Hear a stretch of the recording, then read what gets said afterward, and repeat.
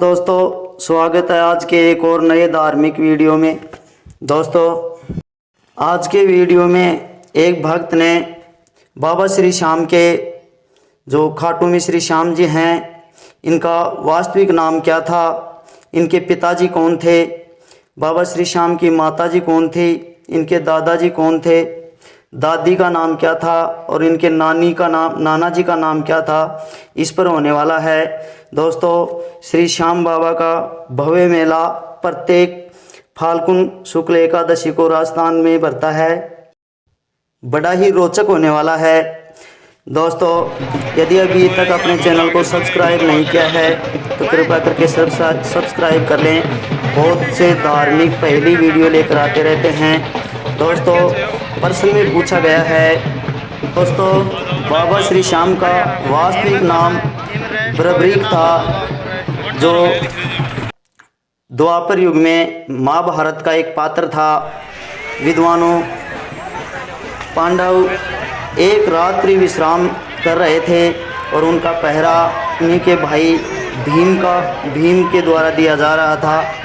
उनका संपर्क एक हिडम्बा नाम की राक्षसनी से होता है और हिडम्बा का विवाह भीम के साथ हो जाता है, जो बरबरीक की दादी माँ थी।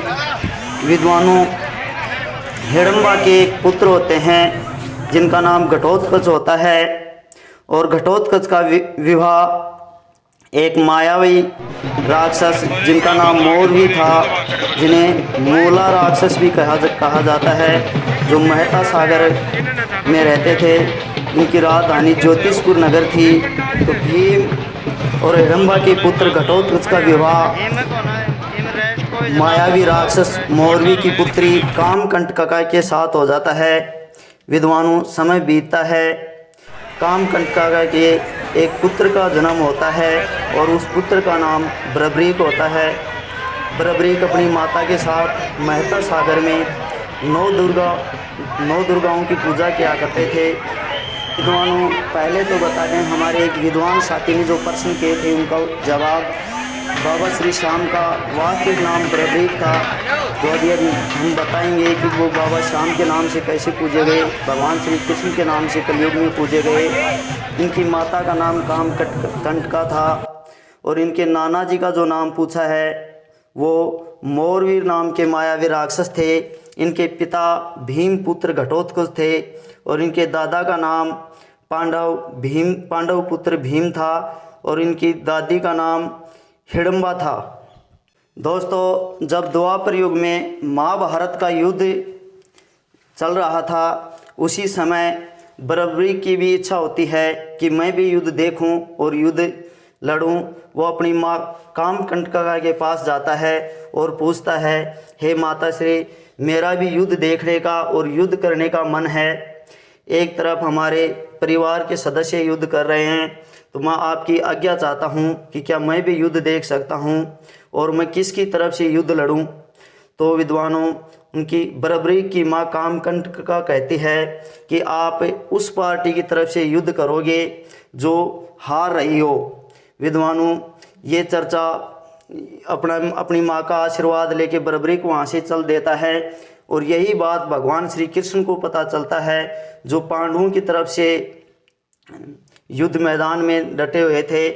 विद्वानों भगवान श्री कृष्ण को ये पता था कि यदि बरबरीक युद्ध मैदान में आ गया तो वो एक ही बाण से सारा युद्ध समाप्त कर सकता है, क्योंकि उसके पास 9 दुर्गाओं के द्वारा दिया गया हुआ एक धनुष था और उसके पास 3 तीर थे, जिससे वो संपूर्ण सृष्टि का विनाश कर सकते थे।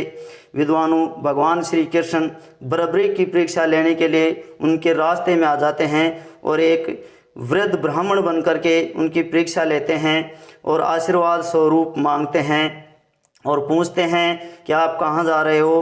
तो सारा वृत्तांत बरबरीक भगवान श्री कृष्ण को बताते हैं कि मैं युद्ध देखने के लिए जा रहा हूँ और जो दल हारेगा उसकी तरफ से मैं महाभारत का युद्ध लड़ूंगा। विद्वानों ये बात सुनकर भगवान श्री कृष्ण, जो एक वृद्ध ब्राह्मण का रूप धारण कर रखे थे, वो कहते हैं कि मैं भी एक ब्राह्मण हूँ और मुझे भी कुछ दान दीजिए। तो भगवान श्री कृष्ण के कहने पर बरबरीक ने कहा कि हे ब्राह्मण देवता, जो आपकी इच्छा दान मांगिए, मैं वचनबद्ध हूँ। तो भगवान श्री कृष्ण ने उनसे शीश मांग लेते हैं, अपना सर, उनका सर मांग लेते हैं। विद्वानों, बरबरीक उसी समय वचनबद्ध थे और अपना सर काट कर देने के लिए तैयार हो जाते हैं। लेकिन पूछते हैं, इस भगवान श्री कृष्ण को कहते हैं कि हे वृद्ध ब्राह्मण, मेरी एक इच्छा थी कि मैं युद्ध देखना चाहता था। तो भगवान श्री कृष्ण अपना वास्तविक रूप धारण करते हैं और बरबरीक को समझाते हैं कि हे बरबरीक, हमें पता था आप युद्ध देखने के लिए जा रहे हो और युद्ध करते भी, और युद्ध में निश्चित रूप है कि जो पाप का साथ दे रहे हैं कौरव, वो युद्ध में हारते और आप उनकी तरफ युद्ध करके अपने ही परिवार का विनाश करते और फिर से दुनिया में पाप का भार बढ़ जाता। इसलिए आपके साथ ऐसा धोखा किया हमने, तो उसके लिए क्षमा चाहते हैं और हम आपको पूरा युद्ध दिखाएंगे और एक वरदान देते हैं कि कलयुग में आप हमारे श्याम नाम से पूजे जाओगे। तो विद्वानों, तब से भगवान श्री कृष्ण के इस वरदान से जो बरबरीक थे, कामकंटका के पुत्र, भीम के पौत्र, वो बाबा श्री श्याम के नाम से पूजे जाने लग गए। विद्वानों, जब भगवान श्री कृष्ण उनकी रास्ते में बरबरीक मिले थे, उनकी परीक्षा भी लिया था। एक पीपल का वृक्ष था, क्योंकि उन्होंने पूछा था कि आप इन 3 तीर कमानों से क्या कर सकते हो। तो उन्होंने कहा कि मैं एक तीर से पूरा युद्ध समाप्त कर सकता हूँ। तो उस समय भगवान श्री कृष्ण ने उनको परीक्षा के लिए कहा, तो एक पत्ता अपने पैर के नीचे दबा लेते हैं और सारे पीपल के संपूर्ण पत्ते भींदने को कहते हैं।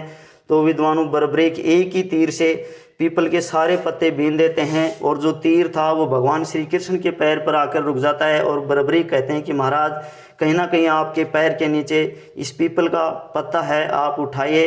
तो इस प्रकार वो परीक्षा में पास होते हैं बरबरीक, और भगवान श्री कृष्ण सोचते हैं कि ये संपूर्ण युद्ध को समाप्त कर देंगे एक ही तीर में।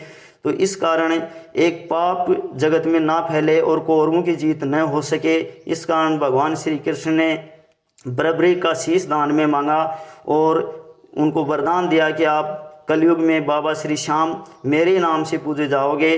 तो इस प्रकार बाबा श्री श्याम के नाम से बरबरीक, बाबा श्री श्याम का भव्य मंदिर राजस्थान के सीकर ज़िले में स्थित है और वहाँ शीश की पूजा होती है। प्रतिवर्ष फाल्गुन शुक्ल एकादशी को बहुत विशाल मेला भरता है, जहाँ वर्ष भर करोड़ों की संख्या में श्रद्धालु पहुँचते हैं। तो आशा करते हैं आज की पहली और प्रश्न और आज उनका जवाब आपको अच्छा लगा होगा। कमेंट में ज़रूर बताएं, और भी कुछ इनके बारे में रहस्य हो तो हम एक बार और आपसे गुजारिश करते हैं कि यदि अभी तक अपने चैनल को सब्सक्राइब नहीं किया तो कृपा करके सब्सक्राइब कर लें। हम बहुत से धार्मिक पहली वीडियो लेकर आते रहते हैं और स्वागत है आपका। बाबा श्री श्याम के मेले में पधारें। जय हिंद, जय भारत।